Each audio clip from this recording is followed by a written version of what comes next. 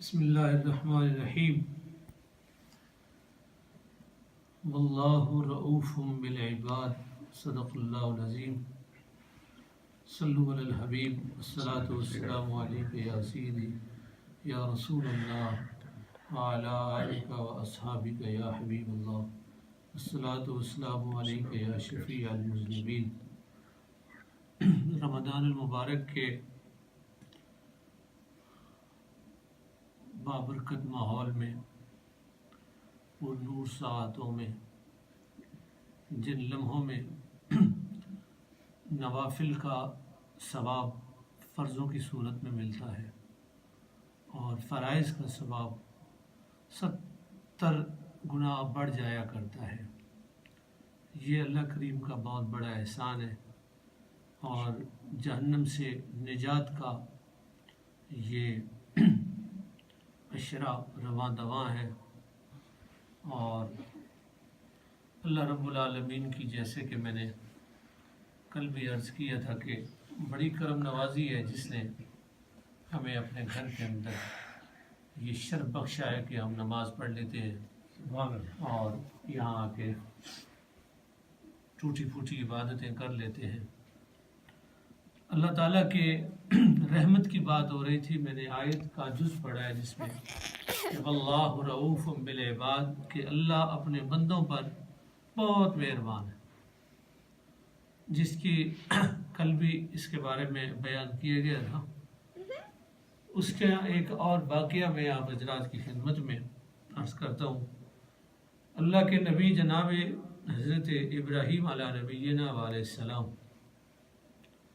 انبیاء کرام کے مزاج میں جہاں بہت ساری خوبیاں جمع ہوتی ہیں اور کسی بھی قسم کی خامی کا تصور نہیں ہوتا، وہاں ان کی خوبیوں میں ایک بڑی خوبی یہ بھی ہوتی ہے کہ انبیاء مہمان نواز ہوتے ہیں، بہت زیادہ مہمان نواز ہوتے ہیں۔ تو اللہ کے نبی جناب ابراہیم علیہ السلام بھی بہت بڑے مہمان نواز تھے۔ ان کی مہمان نوازی کا عالم یہ تھا کہ کسی مہمان کے بغیر کھانا ہی نہیں کھاتے تھے۔ ایک روز دوپہر کے وقت جب آپ کو کھانے کے لیے بھوک نے ستایا تو آپ نے سوچا کہ مہمان تو ہے نہیں تو کیا کروں، اور مہمان کے بغیر کھانا بھی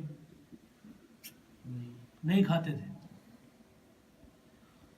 تو دوپہر کے وقت گھر میں کہا کہ کھانا تیار کرے، میں کسی مہمان کو ڈھونڈ کے لاتا ہوں، کسی مہمان کو ڈھونڈ کے لاتا ہوں۔ ایک مہمان وہ ڈھونڈا جاتا ہے جس کے بارے میں آپ کو پتا ہو کہ وہ آ رہا ہے، اس کو تو آپ اسٹیشن یا ریل اڈے پر یا بس کے اسٹاپ پر یا ایئرپورٹ پہ ڈھونڈنے جاتے ہیں۔ ایک مہمان از سر نو ڈھونڈنے کے لیے نکلے، کسی کو مہمان بنایا جائے۔ آپ نکلے اور ایک چرواہے، بوڑھے چرواہے کو پکڑ کے لے آئے۔ تو کھانا آگے رکھ دیا گیا، دسترخوان سجا دیا گیا، توشہ دان رکھا ہوا ہے جس کو آپ ہاٹ پاٹ بولتے ہیں، جس میں روٹی رکھتے ہیں۔ تو اللہ کے نبی جناب ابراہیم علیہ السلام نے اس بندے سے یہ کہا، جیسے ہی اس نے روٹی کی طرف ہاتھ بڑھانا چاہا، آپ نے فرمایا کہ لو میرے رب کا نام اور کھانا کھاؤ۔ اس نے جو ہاتھ بڑھایا تھا وہ ہاتھ روٹی کو لگائے بغیر ہی واپس کھینچ لیا، روٹی نہیں توڑی، اور کہا کہ روٹی کھلانی ہے تو کھلا، تیرے رب کا نام وام نہیں لوں گا۔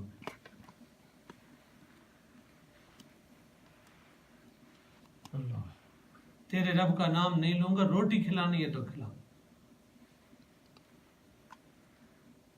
اللہ کے نبی جناب ابراہیم علیہ السلام کو اپنے رب کی محبت میں جلال آ گیا، میں اٹھو یہاں سے، میرے رب کا نام نہیں لیتے اور روٹی کیسے کھاؤ گے؟ اس نے کہا ٹھیک ہے میں چلا جاؤں گا، لیکن تیرے رب کا نام وام نہیں لوں گا۔ وہ اٹھ کے گیا اور جبریل آ گئے۔ جبریل نے آ کر یہ کہا کہ اللہ کریم نے ارشاد فرمایا کہ اے ابراہیم سنیے گا جملہ کہ تم نے ہمارے بندے کو ناراض کر دیے، تو نے ہمارے بندے کو، اللہ کتنا مہربان ہے، ذرا غور کیجیے گا، تو نے میرا بندہ ناراض کر دیا۔ تو جواباً حضرت ابراہیم علیہ السلام نے عرض کی کہ جبریل جا کے رب سے کہو کہ جو تیرا نام نہیں لیتا، جسے تیرا نام لینا گوارا نہیں ہے، وہ تیرا بندہ کیسے؟ تو جب جبریل نے جا کے رب سے یہ فرمایا تو رب نے جو جواب پیغام ارشاد فرمایا وہ یہ تھا کہ جبریل سنیے اور تڑپ جائیے، فرمایا کہ جبریل جا کر ابراہیم سے کہو کہ نام لیتا ہے یا نہیں لیتا، بندہ تو میرا ہی ہے، بندہ تو میرا ہی ہے، نام لے یا نہ لے۔ اور جا کے ابراہیم سے یہ کہو کہ اس کی عمر پوچھ کر آؤ کتنی ہے۔ تو عمر پوچھی گئی تو کوئی 80-100 برس کے قریب عمر تھی۔ رب نے فرمایا ابراہیم 80-100 برس میں کھلاتا رہا اس کو، میں کھلاتا رہا اس کو، اور تو ایک وقت بھی نہ کھلا سکا، جا منا کے لے گیا اس کو۔ جب آپ نکلے پھر اسی جگہ پر ڈھونڈنے کے لیے وہ بندہ ملا اور کیا کہا، آئیے آپ کھانا کھا لیں۔ تو اس نے کہا کہ کھانا تو بعد میں کھاؤں گا، پہلے یہ بتا تیرے لہجے میں یہ نرمی کہاں سے آئی، یہ سختی نرمی میں کیسے تبدیل؟ فرمایا چھوڑو آؤ تم کھانا کھاؤ۔ اس نے کہا ایک شرط پہ آؤں گا۔ کیا شرط ہے؟ ایسا نہ ہو کہ پھر کھانے بیٹھوں اور کہے میرے رب کا نام لے، اور کھانا کھا تو میں تیرے رب کا نام نہیں لوں۔ آپ نے فرمایا اچھا چل ٹھیک ہے، نام نہیں لینا، آ جاؤ کھانا کھا لیں۔ تو اس نے کہا کہ تیرے لہجے میں نرمی کہاں سے ہے، یہ بتا پہلے کس نے تو یہ پیغام دیا؟ تو اللہ کے نبی جناب ابراہیم علیہ السلام نے فرمایا کہ یہ بات میرے رب نے ہی کہی ہے کہ نام لیتا ہے یا نہیں لیتا، اسے لے آ اور اسے کھلا۔ تو اس بندے نے کہا کہ کیا یہ بات تیرے رب نے کہی ہے؟ آپ نے فرمایا ہاں یہ بات میرے رب نے کہی۔ تو پھر اس نے کیا کہا یہ سنیے، مزہ آ جائے گا۔ اس نے کہا کہ پھر ایسا کرتے ہیں، کھانا بعد میں کھائیں گے، پہلے تیرے رب کا نام لیں گے، پہلے تیرے رب کا نام لیں گے، اور کیا کہیں گے؟ لا الہ الا اللہ، لا الہ الا اللہ، لا الہ الا اللہ، لا الہ اول و آخر ہے اللہ،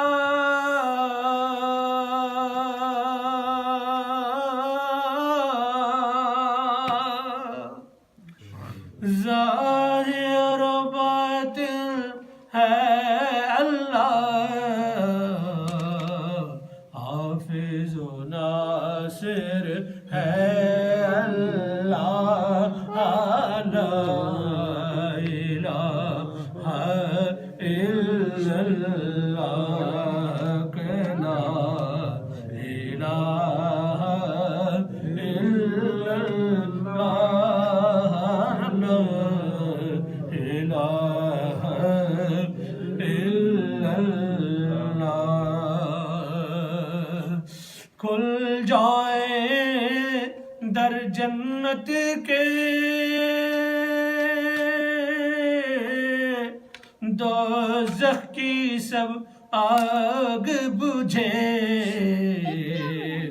دل سے کوئی ایک بار کہے لا الہ الا اللہ، لا الہ الا اللہ، لا الہ الا اللہ۔ اس نے کہا تھا ابراہیم خلیل اللہ، اور ابراہیم نے کہا محمد الرسول اللہ، لا الہ الا اللہ محمد الرسول اللہ۔